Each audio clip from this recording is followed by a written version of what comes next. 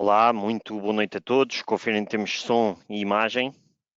Recebo então aqui algumas confirmações. Sejam então muito bem-vindos a este webinar especial de eleições em França, que impacto nos mercados, e decidimos, lá está, fazer este webinar após já termos feito aqui há uns tempos, em setembro, sobre eleições, neste caso sobre Europa a desconto que oportunidades, na altura foi esse o tema, e agora, perante este tema da instabilidade política em França por via destas eleições, foram também surgindo várias oportunidades ao nível da Europa e foi exatamente por isso também que decidimos também fazer este webinar. E, portanto, começar aqui com o habitual disclaimer, qualquer tipo de análise técnica ou fundamental que aqui seja feita não deve constituir recomendação de trading ou investimento, para isso devem consultar o vosso gestor de conta no BIG.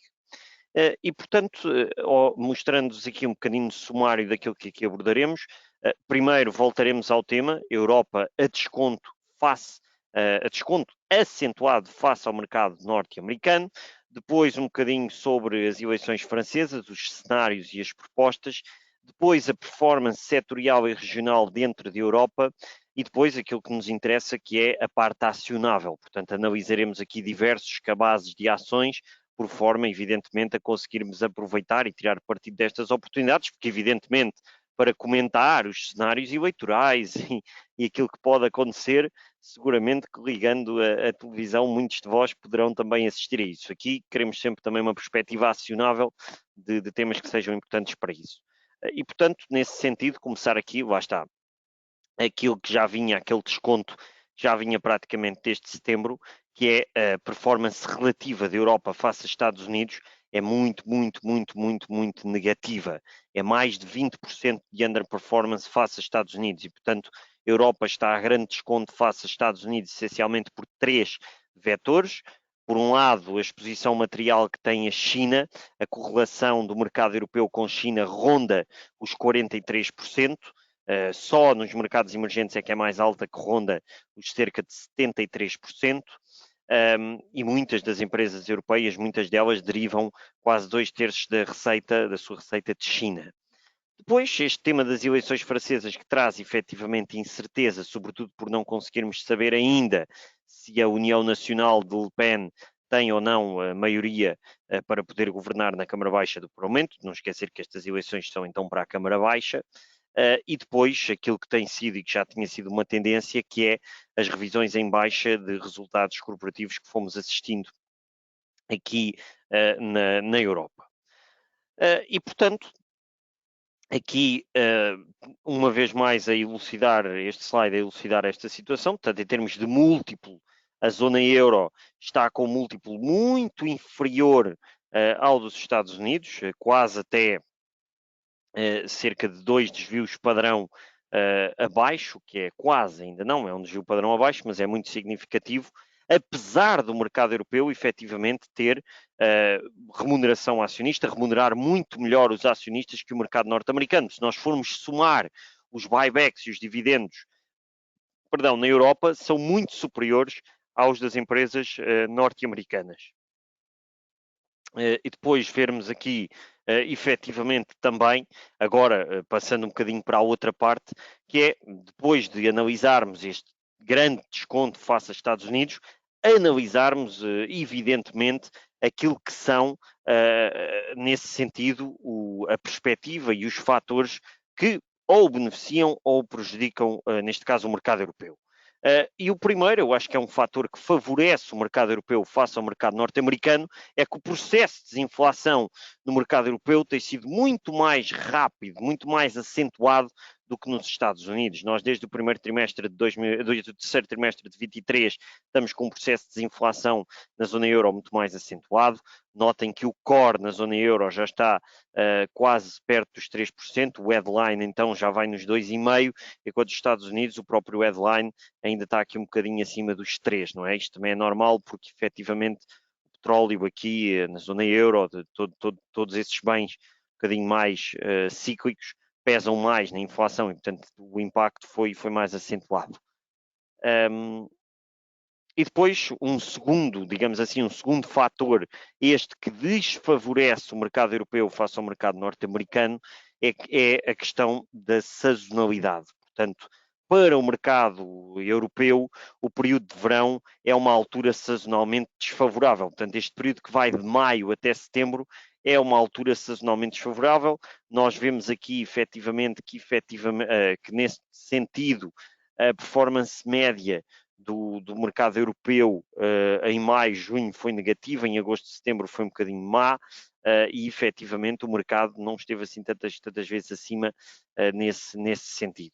Isto também se justifica, efetivamente, porque lá está, o mercado europeu é um mercado mais cíclico.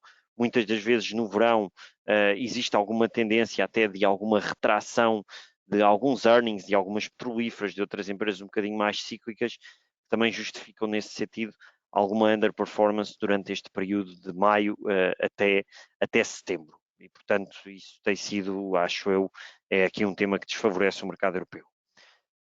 Depois, aqui outro tema que até pode, nesse sentido, favorecer o mercado europeu face ao mercado norte-americano, é que a Europa está a registrar outflows, portanto, saídas muito significativas. A Europa assiste a outflows praticamente, já de forma mais acentuada, praticamente desde janeiro do ano passado. Portanto, foi algo, de facto, bastante acentuado. Enquanto se virem, em sentido inverso, os Estados Unidos têm registrado inflows. Portanto, o facto dos hedge funds, praticamente ninguém querer tocar em Europa no momento atual, ajuda a que o próprio mercado também possa estar aqui a achar algum tipo de bottom, porque efetivamente nós só precisamos agora de um catalisador para que a Europa arranque. Pode ser, por exemplo, um resultado eleitoral nas eleições francesas que permita alguma estabilidade, como veremos nos cenários seguintes, implicam, e já agora passando para o slide seguinte, o que é que implica, qual é que é o cenário que pode trazer estabilidade nestas eleições francesas. É este cenário aqui mais plausível, até de acordo com o JP Morgan, que é o partido de Le Pen, a União Nacional, ter uma maioria na Câmara Baixa, fazer um governo de coabitação com o presidente Macron e, nesse sentido, o cenário base é a própria União Nacional tomar uma atitude prudente em termos orçamentais. Portanto, este é o cenário base que o mercado está a estimar. Nós, na primeira volta, tivemos a União Nacional com 33%. Vamos ver agora se na segunda volta consegue ou não esta maioria, porque efetivamente França não está muito habituada a que governos nesse sentido caiam, ou que pelo menos governos caiam por via de não terem maioria absoluta.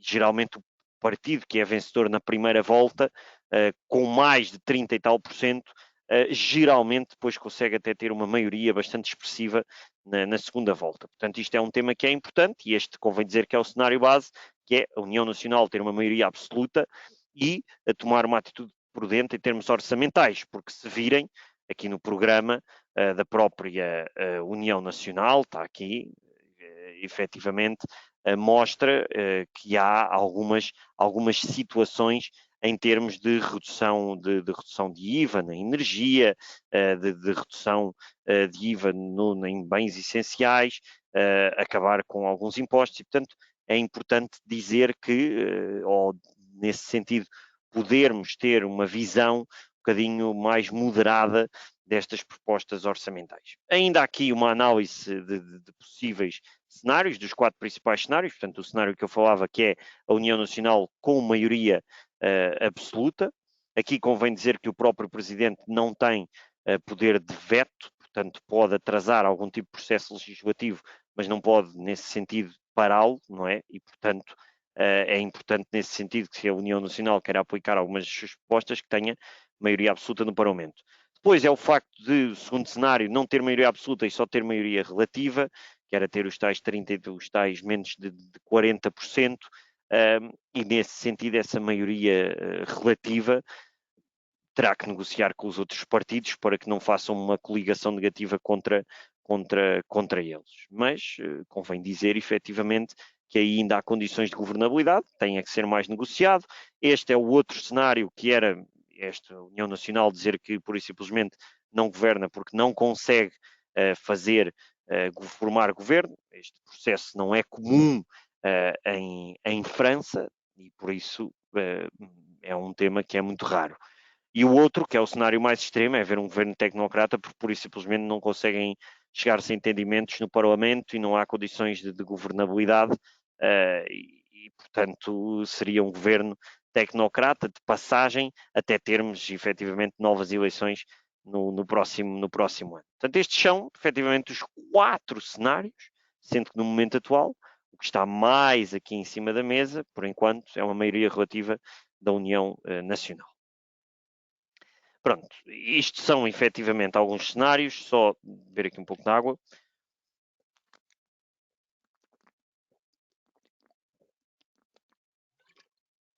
E agora falar um pouco daquilo, um pouco de mercado também, não é? Depois de analisarmos estes cenários, que é um bocadinho começar aqui pela performance setorial. Nós sabemos que os cíclicos na Europa, portanto, as empresas mais ligadas à economia real têm performado muito bem no segundo, sobretudo no primeiro trimestre deste ano. No segundo tiveram um bocadinho mais fracas.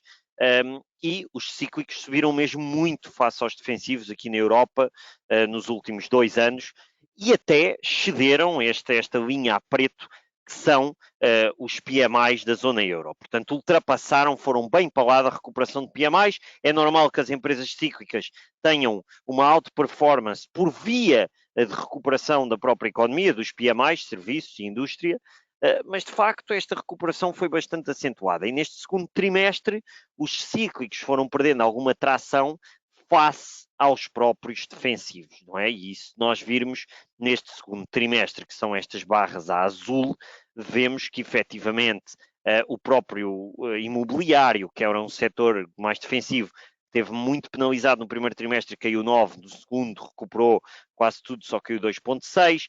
Consumo de bens essenciais que tinha caído 8,2 no primeiro trimestre, no segundo só recuperou e só caiu 1,4. As utilities foram a grande surpresa deste trimestre, recuperaram 13,2% neste segundo trimestre e saúde foi um dos grandes destaques positivos, subiu cerca de 6,3%. Portanto, claramente aqui os setores mais defensivos neste segundo trimestre deram uma larga outperformance aos setores mais cíclicos e mostram que se calhar muito do rally de cíclicos que houve, obviamente, em Europa, pode estar nesse sentido também a terminar, ou pelo menos a perder alguma tração para defensivos. Por isso é importante também nos cabazes que analisaremos que tenhamos estas duas ideias, portanto que tenhamos não só empresas cíclicas, mas também empresas defensivas. Depois aqui uma pequenina nota breve sobre a banca, porque é um tema que é de facto importante em Europa e nesse sentido a banca também é um setor que no momento atual está um bocadinho esticado, está bem acima do nível indicativo que seria dado pelas próprias yields, não é? A banca segue de forma e com uma correlação positiva para com as yields, mas de facto está bem acima do nível de yields e e até face à própria revisão em alta de resultados. O banco andou até acima dessa revisão em alta. Portanto, é um setor que está bastante esticado e que nesse sentido temos que ter aqui um red warning, alguma nota de cautela. E pronto, aqui só para vermos um bocadinho a performance regional, obviamente aqui a azul temos o spread entre a dívida francesa e a dívida alemã, esse spread foi alargando, está agora quase nos 100 pontos base, está nos 80 pontos base, e obviamente isso coincidiu também que o CAC, que o mercado francês, tenha perdido alguma da sua performance face ao DAX, que tenha retraído até face ao próprio DAX, o que também é normal. E pronto, agora passando um bocadinho para os cabazes que apresentarei, aqui trouxemos diversos temas. Trouxemos essencialmente uns 5 cabazes que são, digamos assim, beneficiários de vários temas. O primeiro deles é um cabaz de empresas que beneficia nesse sentido da própria subida de yields, portanto, são empresas que, porque é que estão aqui? São empresas que têm um nível de cash muito significativo e, portanto, têm esse cash, obviamente, a render, por exemplo, investindo em obrigações e, por isso, beneficiam também, obviamente, da yield que ganham nessas mesmas obrigações, e por isso são empresas que beneficiam até dessa própria subida de yields, são empresas que têm também bastante cash. E nesse sentido, pronto, agora vamos talvez analisar tecnicamente as ideias que eu aqui vou apresentando. Vamos tentar fazer isto aqui, só um momento. Portanto, aqui no caso do primeiro, nós temos a Ryanair, aqui na Irlanda. Lá está, a própria Ryanair que quebrou em baixa, este canal descendente, temos que ver onde é que ela estabilizará, se é ali nos 15, 20 ou não. Temos o próprio Unicredit, está com muita força, já acima da média dos 50 dias, e portanto pode ir agora ali muito pertinho dos 37,5. A própria Mercedes, nesse sentido, perdeu também alguma tração face onde já tinha andado, e é importante ver se consegue consolidar aqui acima do suporte dos 62,83. A SAP é um caso bastante interessante. A própria SAP também estará aqui noutro cabaz, uma empresa beneficiária também da própria inteligência artificial. Porquê? Porque toda a gente usa a plataforma. A SAP beneficia de inteligência artificial porque isso efetivamente as empresas têm aumentado o seu orçamento de IT, de informática, e a SAP tem efetivamente beneficiado disso. Muita atenção a SAP, que deu um breakout, foi fazer o retest desse breakout hoje mesmo, portanto claramente acionável aqui na zona dos 183,18, a própria SAP. E depois temos, para fechar este cabaz, Inditex e Airbus. A própria Inditex também está aqui num nível muito interessante. Notem esta linha de tendência ascendente que é suporte aqui nos 44,66. Se reagir aqui, pode ir ali a este topo na zona dos 46,95. A própria Airbus, num suporte também níveis pré-pandemia, que é um suporte verdadeiramente importante para a Airbus, este suporte aqui dos 129,60. E agora, um segundo cabaz, que é de sensibilidade ao consumidor, portanto, ao consumidor, neste caso, low-end, digamos assim, ao consumidor mais comum, que é a própria Accor, cadeia hoteleira francesa, que é verdade, aposta também muito no luxo, mas a Accor tem crescido também muito via hotéis, neste caso alguns de classe um bocadinho mais média, e isso tem-nos permitido crescer, tem diversificado bem, o Médio Oriente tem sido um motor de tração, a própria Accor tem estado um bocadinho penalizada, também por via efetivamente desta situação em França. A Accor, como veremos no fim, tem alguma exposição ainda, um terço à economia francesa, e quebrou em baixa este suporte importante dos, neste caso, só por aqui a azul, quebrou este suporte importante dos 38,85. Portanto, temos que ver onde estabiliza, porque não é de excluir que a Accor possa regressar aos 35,47. E agora, continuamos aqui, continuando, que são este terceiro cabaz, que são margens em risco. Portanto, o que é que são isto? São empresas que tinham um poder de pricing muito significativo, tiveram ao longo destes últimos 3 anos, conseguiram aumentar preços para o consumidor, conseguiram fazer crescer assim as suas margens, mas agora as coisas estão um bocadinho em risco e elas podem perder algum poder de pricing. A primeira, evidentemente, é a Ferrari, está com margens absolutamente brutais, múltiplos também absolutamente brutais. Isto são, digamos assim, sinais de alerta para estas empresas. Vamos ver aqui, isto agora não está a entrar, dê-me só um momento. Ver aqui a própria Race. Ali parou. Vamos já por aqui. Pronto, a própria Race, a Ferrari, que vem então aqui num canal descendente, muita atenção, que quebrou em baixa a média dos 50 dias, portanto é importante termos isto presente e é importante que regresse rapidamente para cima da média dos 50 dias. A própria Michelin, que hoje é um dos grandes destaques do dia, quebrou em baixa um suporte que era a base deste canal, e portanto muita atenção. Michelin pode ter downside até aos 32,57. Também, se virmos aqui a Total, as petrolíferas tiveram grandes margens, a Total nesse sentido está um bocadinho mais escudada que as outras, porque tem um custo operacional por barril muito baixo e muita atenção que talvez desta lista, deste cabaz, seja a que está mais acionável. Porquê? Porque reagiu aqui a um suporte na zona dos 134, é um canal ascendente que vem desde novembro, portanto Total claramente acionável. Rheinmetall também, dos tanques alemães, não está acionável, está num canal descendente, está de facto estará acionável se vier aqui à base deste canal, na zona dos 461,41. Pronto, isto era aqui outro cabaz, ainda teremos aqui mais dois, que efetivamente isto era a SAP, que eu já analisei na situação do breakout, vencedora da inteligência artificial.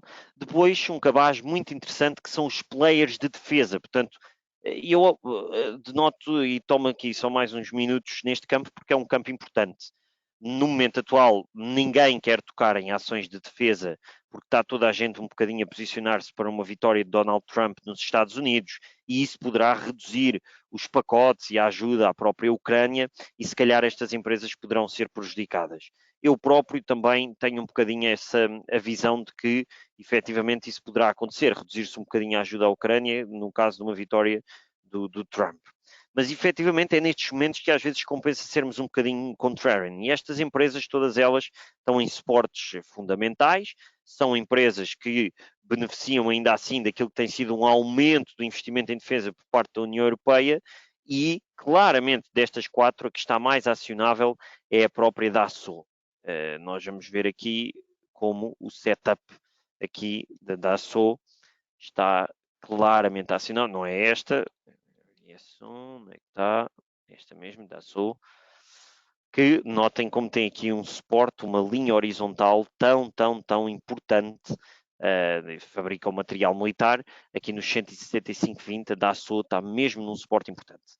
Depois firmes as outras, a própria Leonardo está em máximos, quer dizer, está em máximos, mas está aqui, também tem aqui um suporte importante nos 21,33. A própria Tal, nesse sentido, ainda não chegou a um suporte, ou está a tentar quebrá-lo, aqui tem nos 151,40, portanto, todas elas em suportes relevantes, mas a Dassault foi aquela que me chamou mais a atenção. E a Rheinmetall já analisámos, portanto, percam pelo menos uns minutinhos, depois este vídeo estará disponível no YouTube, o link, percam pelo menos uns minutinhos a olhar para estas quatro empresas, claramente, sobretudo aqui para a Dassault. E por último, lá está, empresas com exposição à França. Daqui o Carrefour é que tem mais, tem 45%. A Dassault também é uma empresa com exposição à França, nos 32%. Tal com 30%, AXA com 27%, Accor com 20%, Angi com 20%, Saint-Gobain com 19%. E analisando aqui ainda aquilo que não analisámos, o próprio Carrefour, que está aqui praticamente em mínimos, não é? Tentaram fazer uma expansão para alguns mercados emergentes, não foi bem sucedido, mas aqui os 13 sempre foi uma zona importante.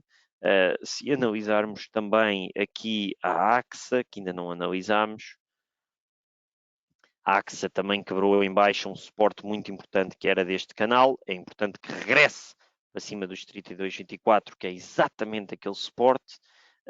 A própria Angi, que também está a quebrar um suporte importante na zona dos 13,86 e tem de facto que regressar para cima dos 14,5 e por último a própria Saint-Gobain, uma empresa nesse sentido sólida, que tem também crescido, tem tido poder de pricing. É importante que Saint-Gobain, agora que quebrou este suporte de base do canal, na zona dos 74,38, é importante que Saint-Gobain regresse rapidamente para cima da zona dos 75,73. E pronto, efetivamente era isto que eu queria dizer neste webinar. Questiono aqui se há algumas perguntas que queiram fazer. Vi que por enquanto não têm existido aqui perguntas e por isso, ou das duas, uma, ou foi tudo muito bem explicado, ou então ainda tem aqui mais algumas pequenas situações para pensar. Mas pronto, se não tiverem questões, como sempre, eu agradeço que coloquem feedback aqui na caixa de comentários para que possamos sempre melhorar, se gostaram, se não gostaram, o que é que poderia ter sido melhor, para que continuemos sempre a evoluir de forma positiva os nossos webinars. E, portanto, vou deixar-vos aqui uns 2 minutinhos para escreverem os vossos comentários aqui na caixa de comentários. Muito obrigado a todos por me terem ouvido. O meu nome é Gonçalo Quaresma. Até ao próximo webinar. Obrigado.